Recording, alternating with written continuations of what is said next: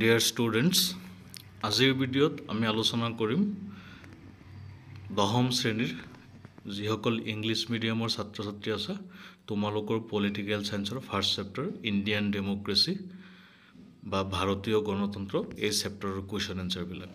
এই কুৱেশ্যন এনসাৰবিলাক মই তোমালোকক যুগুত কৰি দিছোঁ, সকলোৱে লিখি লৈ শিকিব পাৰিবা, বা যদি কাৰোবাৰ PDF লাগে তেতিয়াহ'লে ডেছক্ৰিপশ্যনত গৈ চাবা, লিংক দিয়া থাকিব, ডাউনলোড কৰি ল'ব পাৰিবা। এতিয়া বলা ভিডিঅ'টি ষ্টাৰ্ট কৰোঁ, তাৰ আগতে চেনেলটো ছাবস্ক্ৰাইব কৰি দিবা।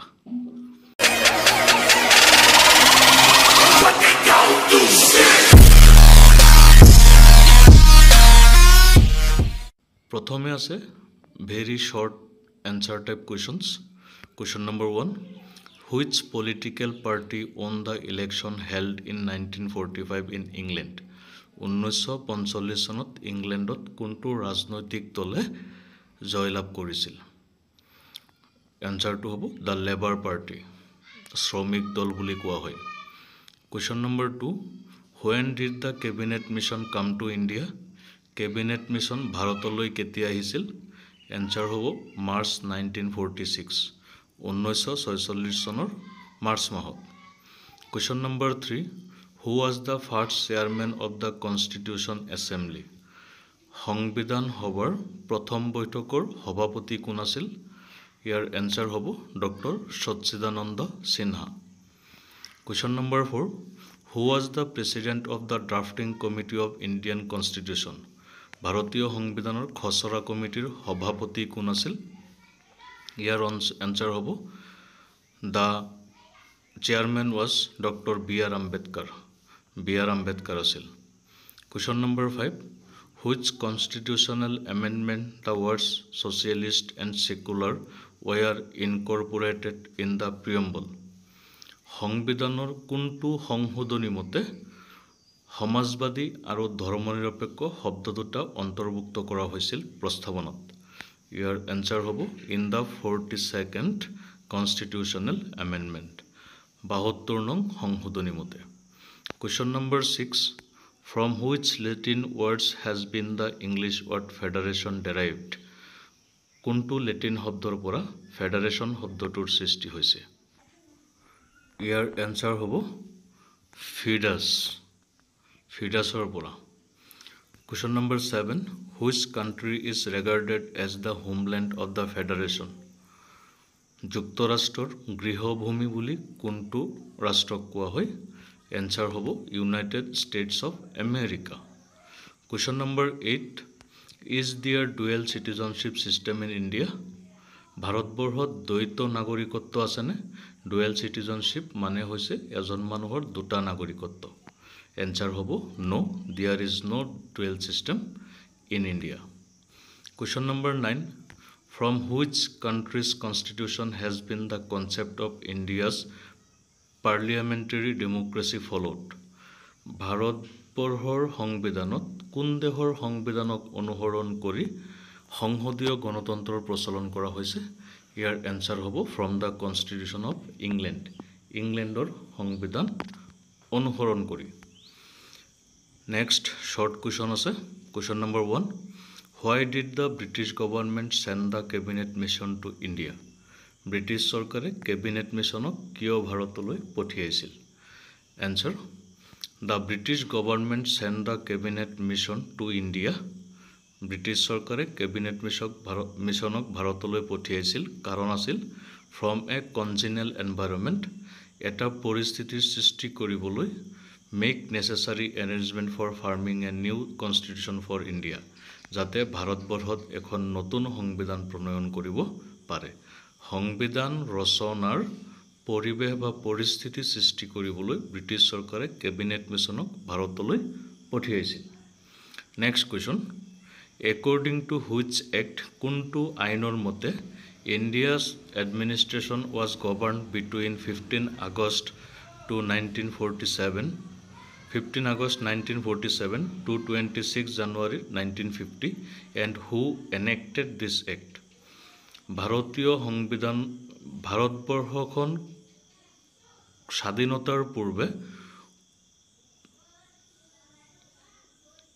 স্বাধীনতাৰ পিছত ভাৰতবৰ্ষত 1947 চনৰ 15 আগষ্টৰ পৰা 1950 চনৰ 26 জানুৱাৰীলৈ কোনটো আইনমতে ভাৰতবৰ্ষ চলিছিল আৰু এই আইনটো কোনে এনেক্টেড কৰিছিল প্ৰণয়ন কৰিছিল answer India's administration was governed according to the provisions of the Government of India Act 1935 between 15 August 1947 to 26 January 1950.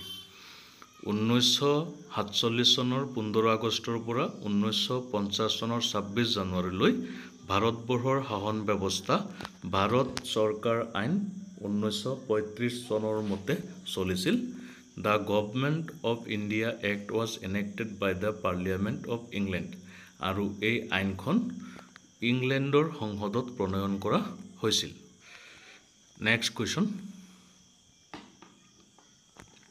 Why have the words we the people of India been incorporated in the preamble ভাৰতৰ সংবিধানৰ প্ৰস্তাৱনাত আমি ভাৰতীয় জনগণে বুলি কিয় কোৱা হৈছে answer The words we the people of India been incorporated in the preamble to emphasize the fact that the actual authority of Indian constitution is in the hands of the Indian people and belongs to solely to them and they are major force behind the making of the Indian constitution.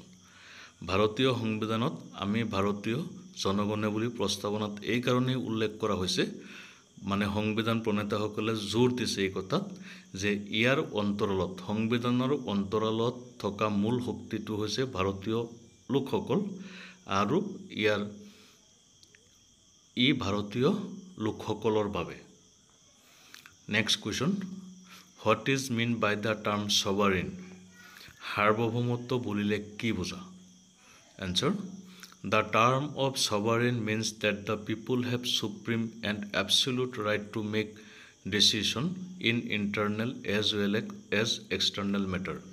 সাৰ্বভৌমত্ব মানে হৈছে কোনো এখন দেশ বা কোনো এজন ব্যক্তি অইন দেশ বা অইন ব্যক্তিৰ দ্বাৰা পৰিচালিত নহয় বাহ্যিকভাৱেই হোক বা আভ্যন্তৰীণভাৱেই হোক Question number 5 According to which constitutional amendment the two words socialist and secular have been incorporated in the preamble and in which year ভাৰতীয় সংবিধানৰ কোনটো সংশোধনী মতে সমাজবাদী আৰু ধৰ্মনিৰপেক্ষ শব্দ দুটা অন্তৰ্ভুক্ত কৰা হৈছিল কোন চনত answer According to the 42nd constitutional amendment the two words socialist and secular have been incorporated in the preamble This amendment was made on 18th December 1976.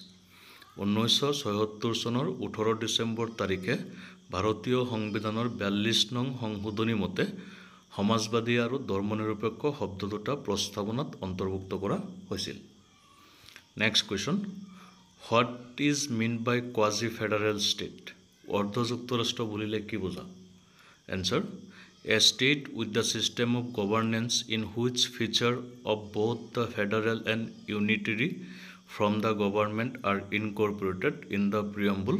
This amendment was made on 18 December 1976. কোনো এখন দেশত যদি বা কোনো শাসন ব্যৱস্থাত যদি এককেন্দ্ৰিক চৰকাৰ আৰু যুক্তৰাষ্ট্ৰীয় চৰকাৰৰ বৈশিষ্ট্য দেখিবলৈ পোৱা যায় তাকে কোৱাজি ফেডাৰেল বুলি কোৱা হয় বা অৰ্ধ যুক্তৰাষ্ট্ৰ বুলি কোৱা হয় Next question Which Indian act had introduced limited parliamentary democracy in pre-independence period স্বাধীনতাৰ পূৰ্বে ভাৰতবৰ্ষৰ সংসদীয় গণতন্ত্ৰ কোনটো আইনৰ মতে চলিছিল Answer The Government of India Act 1935 had introduced limited parliamentary democracy in pre-independence period. প্ৰাক স্বাধীনতা কালত ভাৰত স্বাধীন আইন 1935 এই আইনৰ জৰিয়তে ভাৰতবৰ্ষত সামূহিকভাৱে সংসদীয় গণতন্ত্ৰৰ প্ৰচলন কৰিছিল লং এনসাৰ আছে তোমালোকে চাবা এনসাৰবিলাক লিখি দিয়া হৈছে সকলোৱে ভালকে পঢ়ি লৈ লিখি লবা মিনিংখিনি কোৱা সম্ভৱ নহয় মই পঢ়ি দিছো এবাৰ তোমালোকে লিখি লোৱা Discuss how the ideals of the Indian Constitution have been manifested in the preamble. প্ৰশ্নটো হৈছে ভাৰতীয় সংবিধানৰ প্ৰস্তাৱনাত কিদৰে সংবিধানৰ আদৰ্শ প্ৰকাশ পাইছে। Answer.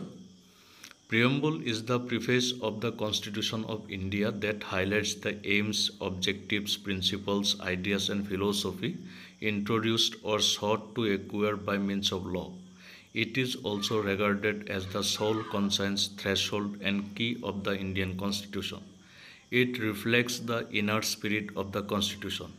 Each word in the preamble bears ideals, philosophy and objectives of the Constitution.